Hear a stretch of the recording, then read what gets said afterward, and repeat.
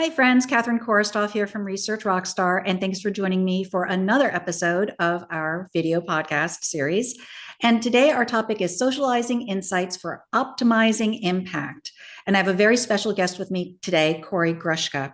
Now, I really love this topic a lot because those of you who've taken some of our courses at Research Rockstar know that myself and the other instructors do spend a lot of time talking about what can we do to make sure people actually use the research results. It's always a heartbreaker when we spend weeks or months working on an awesome project only to feel like it's going to collect virtual dust sitting on somebody's bookshelf. So we really want to do everything we can to make sure people are actually going to use the research results. And Kory, our special guest today, shares our passion for this. In fact, Kory shares it so much that he actually started an agency called the Stories Bureau. And I love this name for your company, Kory, by the way, Stories Bureau, which, as we say here, is an agency that works exclusively with consumer insights teams to help them with their storytelling. Now, a couple of really interesting things about Kory is that before he was working in storytelling for insights, he was a lawyer. I really love this about your background, Kory, because I always think of lawyers as people who, as you say, have really great critical thinking skills. You have to be able to argue.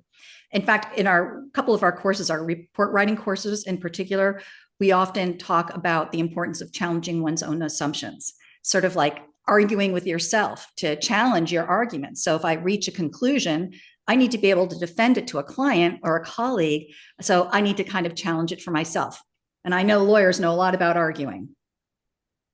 Indeed. Yes, they do. It's an unusual path to get here, but I'm here. That's fantastic. And love that you've done this work with such interesting companies like Dropbox and PepsiCo and McDonald's. That's fantastic. Well, then just to kind of jump right into the topic, one of the things that we do get concerned about, and as I mentioned with some of our students, we really try to help them overcome is this issue where sometimes you do put a lot of effort into a project, but then it seems like people don't take action with it. So from your experience working with insights teams, can you share with me some of the things that you think really do deter people from taking action with research results? Sure. Yeah. And I'm pretty passionate about this. And I think, I think within the insight space, one of the things that I think is the big, something that's holding back that I've seen on occasion, insights people is a risk aversion, and I think that comes with having not the full aperture for what, especially with within larger businesses, which are so compartmentalized and oftentimes bureaucratic and have such large operations across the business and multiple business units. Insights tends to be, depending on the organization, but it can be, from range from siloed to more integrated. But it's never like fully integrated. There's never a full view aperture of what's going on in the business. And I think that causes people to probably overshare their work and not take a risk because they don't know what they don't know. So a lot of the variables that are relevant to their work are beyond their, are beyond their fingertips, and they're just not going to get it. And I think, I just think there's other reasons I think for being risk averse.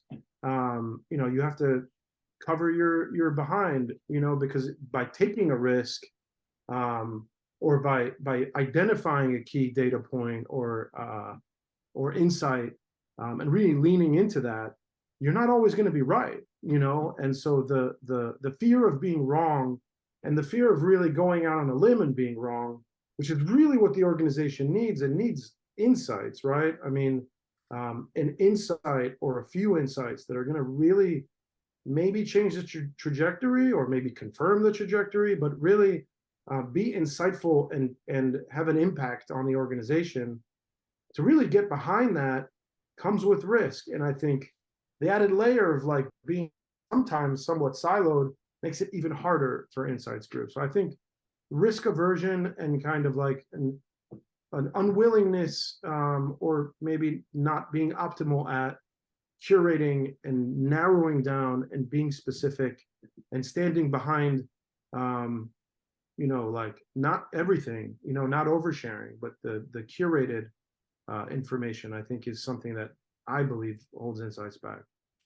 So it's interesting that you bring up risk aversion, and in this context, you're saying that the market research professional or the insights professional might be the one who's risk averse, that they're not necessarily being as daring as they might be, and as a result, they might err on doing a data dump, doing that oversharing versus taking a taking a strong point of view about what the client or stakeholder needs to know and really being succinct and precise about it. It's interesting that you say it that way, because I actually often think about it's the client or stakeholder who's risk averse, that they get this data and they might, like, if the data identifies something to do or that's a differentiation opportunity that might be so different than what's already happening in the market, that it can be scary for them to take that action. So I love this kind of idea that, I typically think of it as the client who's risk averse, but you're pointing out that it's actually the researcher who could be risk averse. Yeah, I mean, is it your experience? Not that I'm the questioner here, but is it your experience that insights people are very good about coming to the table with, like, here's the solutions that you need to take and why you need to take them, and like that's all. It's not an issue getting there. It varies. There is a continuum for sure. And that applies both to market research agencies and insights teams. So, and with some of the insights teams that we work with on the training side, for example, we definitely have insights teams where some teams are kind of already there, where they really are good at getting to the so what stuff and writing really concise, well synthesized key findings and conclusions and making recommendations. And some teams are not there, and there's everything in between, and same for the research agencies. And then, I also know of a lot of situations where the insights team, like at a Fortune 50 company, for example, has their favorite vendors, their favorite research agencies. They get the report from the research agency, and then they say, but it wasn't quite what it needed to be, so we're going to rewrite it, or we're going to rewrite the executive summary to get it to that higher level. So I do think that there is some diversity, but I can tell you, having been on both sides of the desk, that there have definitely been times in my experience where we did deliver results that have challenged conventional thinking about a marketplace, Yeah, and that can sometimes make people uncomfortable. for sure, and I agree. It goes on, on a spectrum, and I think you have to look at each of those kind of like use cases for insights work product and also insights as a function differently, right? I mean, like, I think the groups, so whether it's at an agency, whether it's your A team, your B team, like whatever team is going to be on a given project, or in-house, for those groups or teams or people that do have an issue, they're giving you executive summaries with, here's the 10 key points, like it needs to be weight ranked, and it needs to be, and there needs to be like they're like opinions and also strong arguments to be made in favor of the ones at the top, or maybe it shouldn't even be 10. It needs to be like, and that gets into kind of the storytelling, right? But like, for those groups that are not great at even identifying the key insights, obviously they need one type of skill set to really make an impact.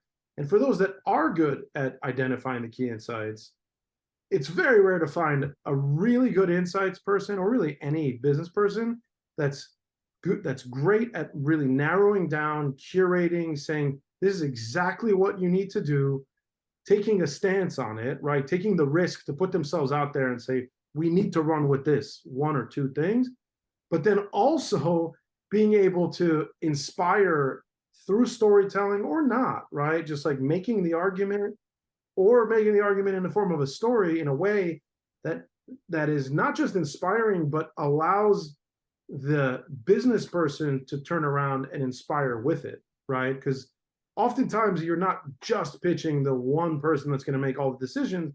It's going to, these big organizations, right? So that's where kind of storytelling, I think, comes into. Everyone needs storytelling. Some people really only need that storytelling piece because they're good at taking a risk. They're good at, the work that they do. They can identify those two things and make a really good business case, and from an evidence-based argument. But then, can they deliver it inspire with it, you know? Yeah, I like this. It's almost like this ladder that you're building, right? You're saying like, so you have to have that ability to summarize the data. You have to have the ability to synthesize that data into the most salient points that address this project's key objectives. And then you have to be able to do this in a way and with tactics and repetition and other strategies so that people are going to be more likely to use it. And so it's sort of like you have to move people up this ladder, I think is what I'm hearing you say. Yep. Yeah. From everything from data visualization to storytelling, data storytelling, presentation design skills, the ability to present even. Yeah, I think those are two really important kind of like the looking at the spectrum of capabilities on different ends of the spectrum and even around across the spectrum. But then there's the other thing, you didn't even ask me this, but I'll just kind of say it. The overlay, I think, up leveling everybody in the aggregate. We do some of that. We do a whole lot of things, but we do a lot of kind of up leveling through templates and through and you do training as well. And I've heard, you know, very good things about your training. And I think you know, the training and templatization of work and kind of will you know, is where you get into organization-wide effectiveness, you know, taking the people that are on the low end of the spectrum in terms of being able to tell a story, being able to take risks, being able to curate and organize their thoughts, both training and also enhancing the foundation that they're starting from. You know, there are a couple of things that you've really sparked for me here. One is that I do think sometimes it's hard to find one person who can do it all on it, whether it's at a research agency or in an insights team. And I often find that the person who's really great at really getting into the data at the nitty-gritty level to make sure that they're doing an objective, thorough, robust job of synthesizing the data to get to the most important points is not necessarily the same person who can write it for an executive audience and present it to an executive audience in a way that's really going to connect with them. That can really be challenging. Those are, yeah, they're two different skill sets, right? Like they're completely different. I mean, right brain, left, whatever you want to call it. They're not. And honestly, the education, you think about if you to kind of like look at insights on as a, you know, at the different types of insights people out there as personas, you know, what's the most typical insights path? It's, you know, it's at the Fortune 50 or Fortune 500. It's probably a business background, almost definitely an MBA at some level, working just kind of like a lot of people fall into insights or start there, you know, or were there, went to get an MBA and kind of moving up through that. But it's not, you're not learning, you're really not even as an MBA, with an MBA background, you're not learning, you're getting a multidisciplinary or multifaceted business background, but you're not learning a whole lot about the insight space, how to impact an organization through insights. And you're certainly not learning anything about storytelling, data visualization, you know, not much on presenting and inspiring people and having an impact interpersonally. There is some emphasis on that, you know, throughout like a career or an education, but that's not the primary thing that you're learning. Yeah, I think it's getting better, right? The last few years, we've definitely been getting more awareness about storytelling, and I think that part of the challenge is that it's almost, I feel like sometimes the phrase storytelling gets a little bit misused in the insights world. You have to let me know if you agree with this, but here's what I've observed, because if you attended any of the conferences the last few years, or you read the publications that relate to our field, the phrase storytelling has been quite popular the last few years as something that people aspire to. But then when people talk about it, they get into all of this, well, not necessarily esoteric, but they talk about, you know, the story structure of a fairy tale or this or that. And sure, there's some powerful lessons, I think, that can be applied to that. But I think that in my experience, what's happened, and I've heard this from my clients too, that are the team leaders, that they start to read about storytelling, or they've done a storytelling workshop or something like that, and then it doesn't stick because it's too abstract to insights. Like, you can talk about storytelling and the arc and the hero's journey and all of this stuff, but how do I apply that to insights? And so it's a great aspiration, but then, how do we also make it practical? 100%. Yeah, I mean, I could talk about this.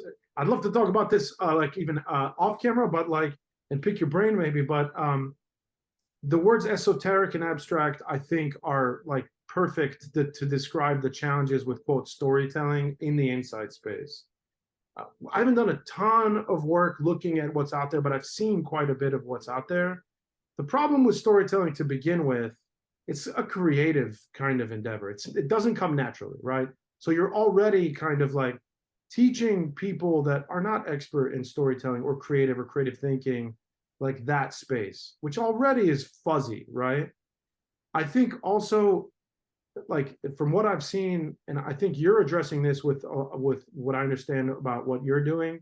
And the reason one of our niche areas is insights and communication around insights, and design and storytelling around insights, is because I think it's a tremendous opportunity, right? Because there's companies like Duarte out there, right?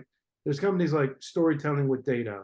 There's companies that are doing data storytelling and talking about storytelling from different vantage points, oftentimes more generalized, like there's virtually nobody that's coming that understands the insight space, understands the deliverables, which is really an important piece, because they're not the same as the deliverables for a product manager in tech, or a finance person, or an engineer, right? They're very unique, right? The kinds of deliverables Insights is putting out.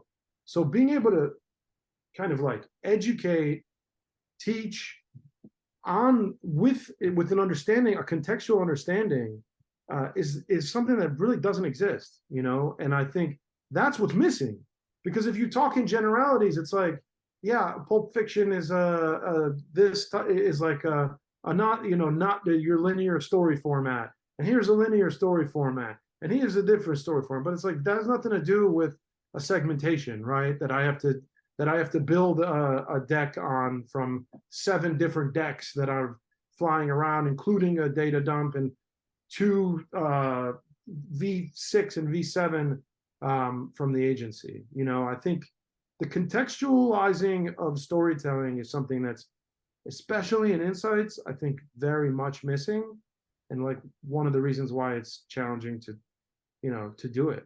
It's hard to do it anyway. I don't want to go on and on, but no, I mean, I think that this is, I think this is all important. And I think that, what you're really getting to in a way also is that it takes real work to do this well. And unfortunately, I think for a lot of market research practitioners, there's a very tight time frame, and as somebody who's been in this business, for decades, the amount of time that we have to produce a project has gone down considerably over the years. When I first got into this business 30 years ago, if you did a set of 6 focus groups, it was expected that it would take you 7 or 8 weeks to turn a report around, because you were expected to take the time to go through your videos and your transcripts and go through your notes and do a very, maybe even do some thematic analysis, maybe even do some coding before you wrote the report.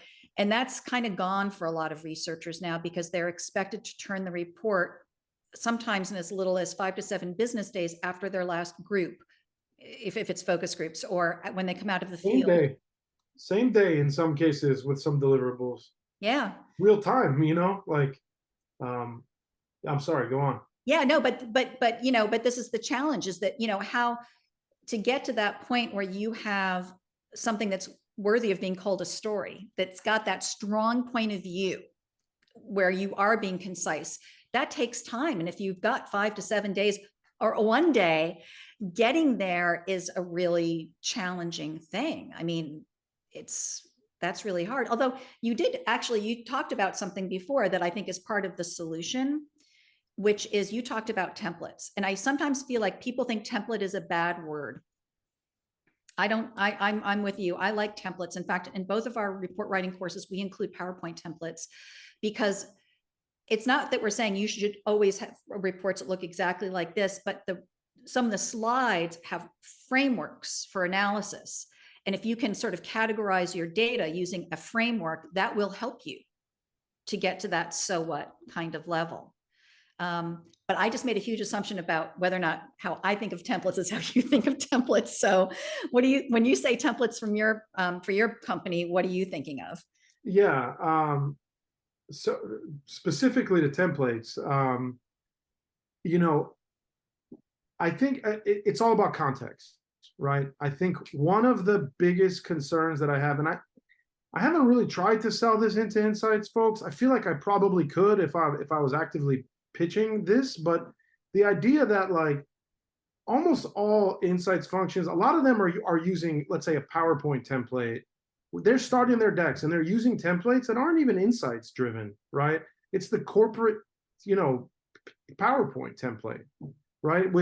And it's very basic and not contextual, right? The ones that do have like an insights specific template, they paid a design agency or their internal agency, you know, one time to basically, well, can you give me a logo for XYZ Insights? And then can you also just kind of make it look like the template, a little different than the corporate template, but just kind of make it look so that it represents the insights function. And the insights, when people see it, they know this was from the insights function, right? What you almost never see, and when I have seen it, I'm like, wow, I love this.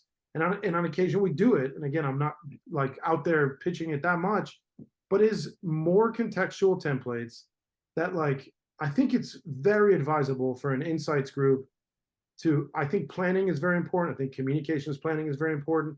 I think in addition to the annual planning with budgets, I think starting to look at kind of the workflows of like, what are the projects and how are we communicating and to whom, and what are the different milestones in terms of deliverables from a creative perspective too, right?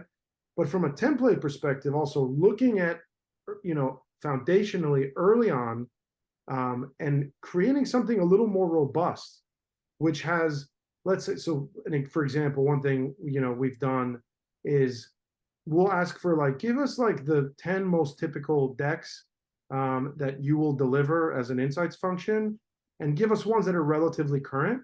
And we'll kind of process those decks and say, here's 50 slides that we're seeing recur on a reasonable reasonable basis.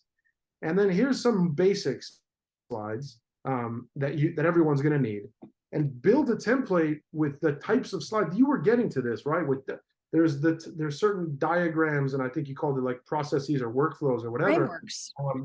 Frameworks, right? Yeah. That are recurring, that you see all the time. I mean, the most like funnels are obviously everyone has, and like, you know, certain types of timelines and stuff like that. But, and oftentimes we'll even do multiple kinds of them, right? So like a timeline that has like 15 different elements, a timeline that has 5 different elements, and a timeline that has 3, right?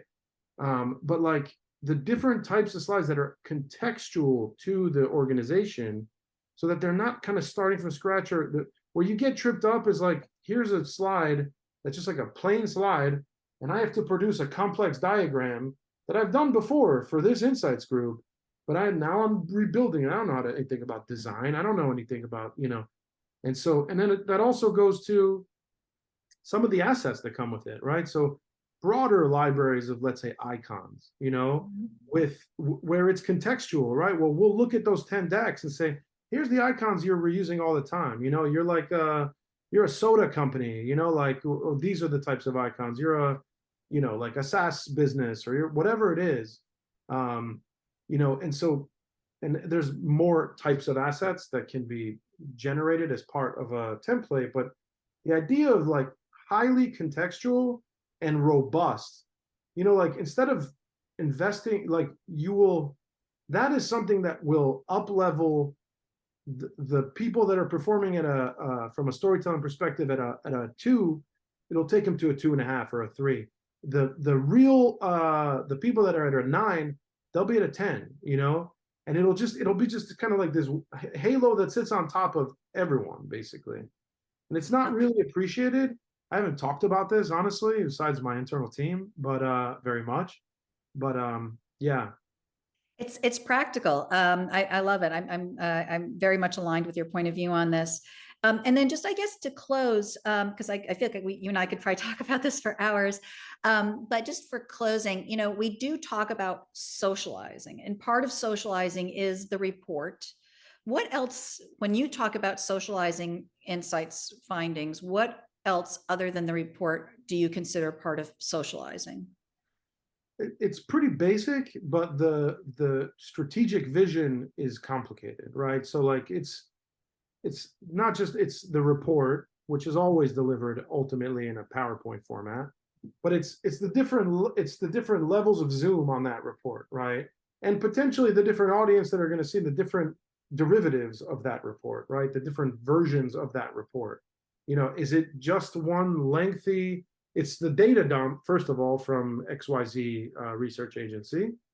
It is oftentimes I agree with you, like an in-house research person, what they deliver is going to be different in a substantive way from what they got as a final product, even, right?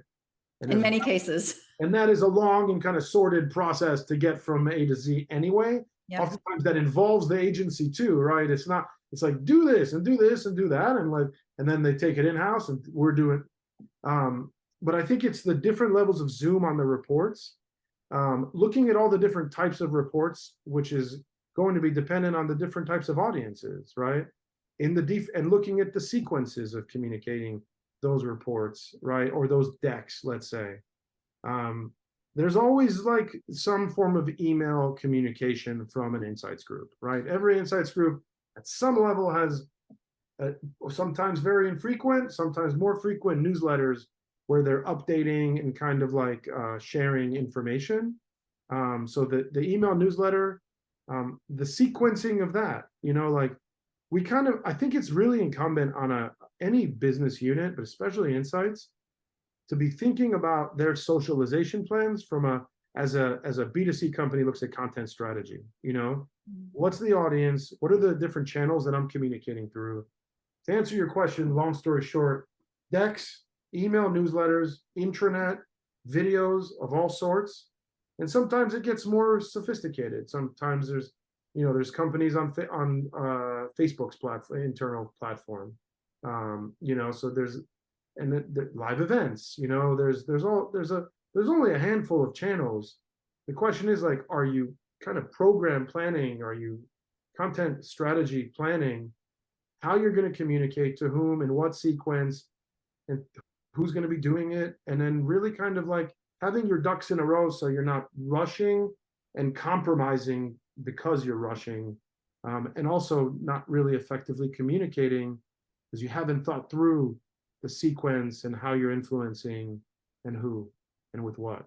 Yeah, no, I love that. So, socializing is everything. It's making sure that the report has the stuff that's worthy of encouraging people to socialize it themselves, spreading the word, encouraging that internal word of mouth, the newsletter, because a lot of insights teams do have some sort of newsletter or email that they send out these days, especially at larger companies. I see this quite frequently where the insights team has like a weekly or monthly newsletter or communication, say, hey, here's the projects we're working on. Here's some cool results that you should know about, that sort of thing. Of course, project specific emails and communications, a presentation. Another thing I often see, and this isn't a new thing, I did this with my own clients when I used to run a full service research agency years ago.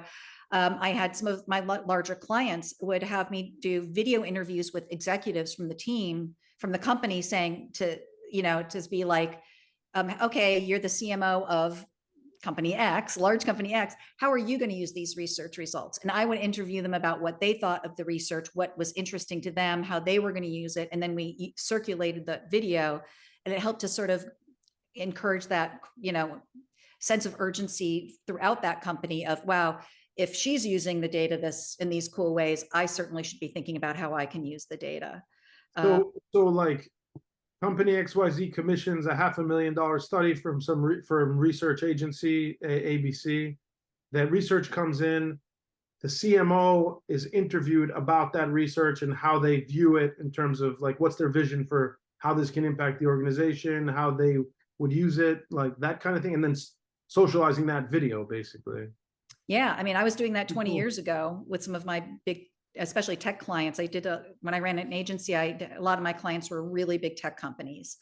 And so typically they would have me or, whoever else was like the research directors on the project would interview the executive endorser, basically, we call them, who's the executive endorser here? And being able to show that they were enthusiastic about the research results really helped.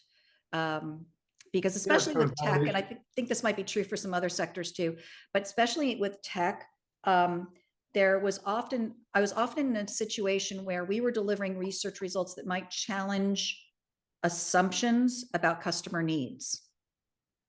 Like the engineers always thought they knew what their customers needed, but then we would go out and talk to 200 customers who would be like, oh, actually, no, we need this other thing.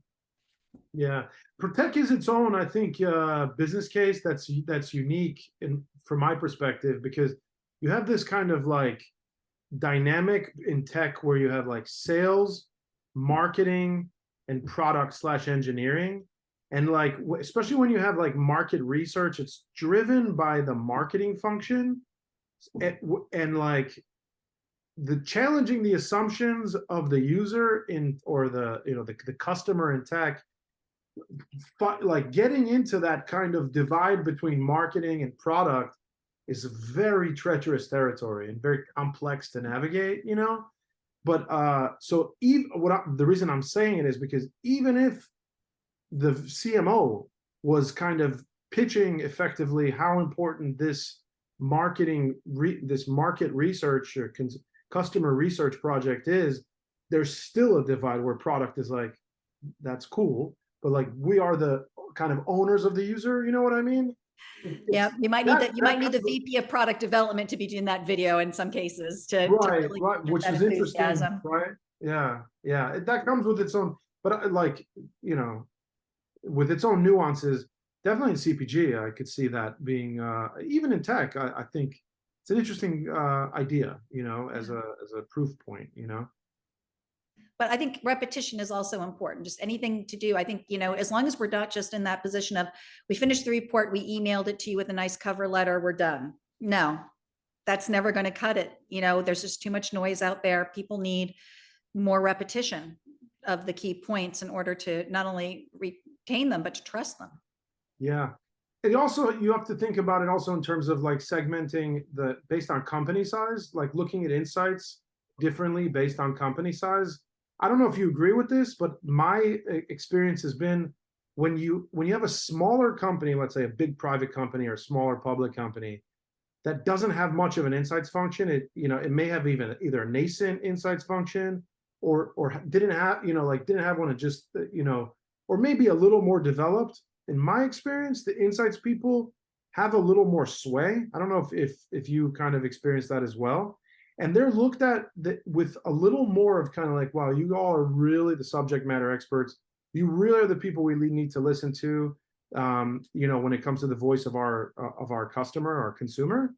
And I think the challenge for them is a little different in terms of that planning and the communications planning and the socialization piece, because they're not, at least in my experience, they're not fighting the direction of the waves. You know what I mean? With the bigger companies, also in tech, as another example, like we talked about, there's this kind of built-in like resistance. I think, kind of there's a "we got this" attitude. I think that comes from multiple different stakeholders.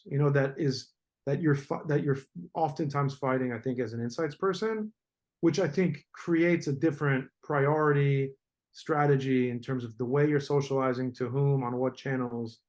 I don't know. Does that make sense? I think it does make sense. I would have to reflect more on that to say whether or not I think that that's a generalization that is supported by my experience. I definitely have experienced some companies that are more embracing of the internal insights function than others.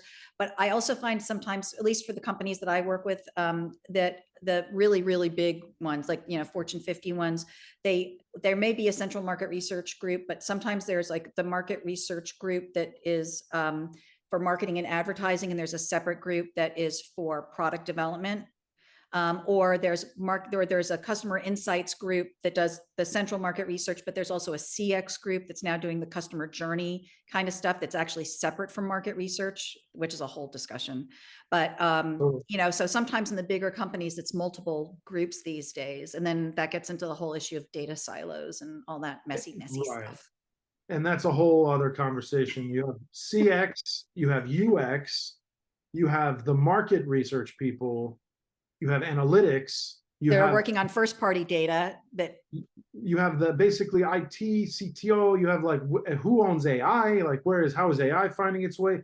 There's so many at the bigger organizations, yeah, and all of those functions at the bigger companies are huge potentially, yeah. So yeah, and Yeah, the for organizational structure issues can sometimes be daunting as well. Well, something we Kory, can I talk feel like you and I could about. just chit chat about this for hours and hours, and I've really enjoyed this, but I want to be respectful of your time. So thank you so much for joining me for this conversation today. I really do appreciate it. And why don't you tell people where they can learn more about you and your company? Sure, I appreciate that. And I've enjoyed it too. I don't get to talk in these terms that often. We're at Stories Bureau, stories, BUREAU.com. And yeah, I would love to. You can find us on LinkedIn and would love to chat with anybody that wants to talk about these topics. Great. We'll put your contact information in the show notes as well, Kory. And for those of you who haven't watched us before, this is Conversations for Research Rockstar. This is a video podcast. Audio only versions are also available on your favorite podcast platform. And if you did find value, please do review and subscribe. The more reviews and subscribers we have, YouTube makes it easier for other people to find our content. So thank you for your support. Thanks a lot. Thanks for joining us for another episode of Conversations for Research Rockstars. This video podcast series is available on YouTube, and if you prefer an audio-only version, please be sure to find us on your favorite podcasting platform. We hope you got value out of today's episode, and if you did, please be sure to review and subscribe. It helps us to reach more research rock stars like you.